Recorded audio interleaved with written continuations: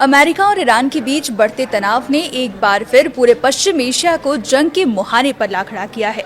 ताजा घटनाक्रम में ईरान के इस्लामिक रिवोल्यूशनरी गार्ड कॉर्प्स यानी IRGC ने दावा किया है कि उसने कुवैत, बहरीन और जॉर्डन में मौजूद अमेरिकी सैन्य ठिकानों पर बड़े पैमाने पर मिसाइल और ड्रोन हमले किए हैं।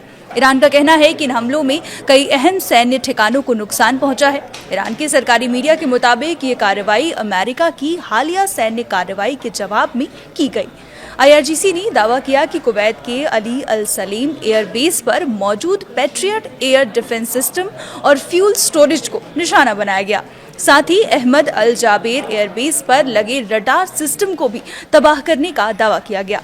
ईरान का कहना है कि जॉर्डन के प्रिंस हसन एयरबेस पर भी मिसाइल और ड्रोन से हमला किया गया। IRGC ने वहां अमेरिकी ड्रोन ऑपरेशन और सैन्य उपकरणों को निशाना बनाया। वहीं बहरीन के शेख ईसा एयरबेस पर helicopter maintenance centre, drone command centre और अन्य सैन्य ढांचों पर भी हमले किए गए। जॉर्डन की सेना ने दूसरी ओर बताया कि उसके एयर डिफेंस सिस्टम ने ईरान से आई कई मिसाइलों को हवा में ही मार गिराया। शुरुआती जानकारी के मुताबिक 4 मिसाइलों को इंटरसेप्ट किया गया। बहरीन सरकार ने भी एहतियात के तौर पर लोगों को सुरक्षित स्थानों पर जाने की सलाह दी और एयर रेड अलर्ट जारी कर दिया। कुवैत ने भी अपने एयर डिफेंस सिस्टम को पूरी तरह एक्टिव कर दिया है। क्षेत्र में लगातार बढ़ते खतरे को देखते हुए सुरक्षा एजेंसियां हाई अलर्ट पर हैं।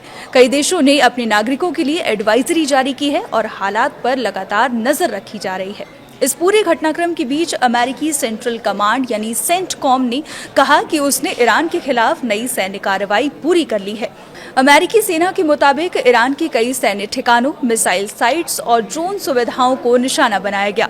अमेरिका का कहना है कि उन्होंने ये हमला सैन्य हितों की रक्षा करने के लिए किया। ईरान ने अमेरिका को कड़ी चेतावनी देते हुए कहा कि अगर हमले जारी रहे तो जवाब और भी व्यापक होगा।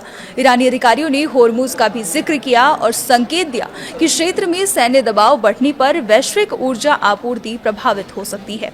अगर अमेरिका और ईरान के बीच सैन्य टकराव इसी तरह बढ़ता रहा तो इसका असर सिर्फ पश्चिम एशिया तक सीमित नहीं रहेगा। तेल आपूर्ति, वैश्विक व्यापार, समुद्री परिवहन और अंतर्राष्ट्रीय सुरक्षा पर भी इसका काफी असर पड़ सकता है।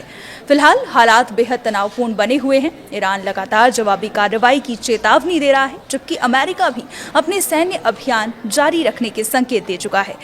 ऐसे में पूरी दुनिया की नजरें पश्चिम एशिया पर टिकी हैं, क्योंकि आने वाले दिनों में ये संघर्ष किस दिशा में जाएगा, इसका असर वैश्विक राजनीति और अर्थव्यवस्था दोनों पर पड़ सकता है।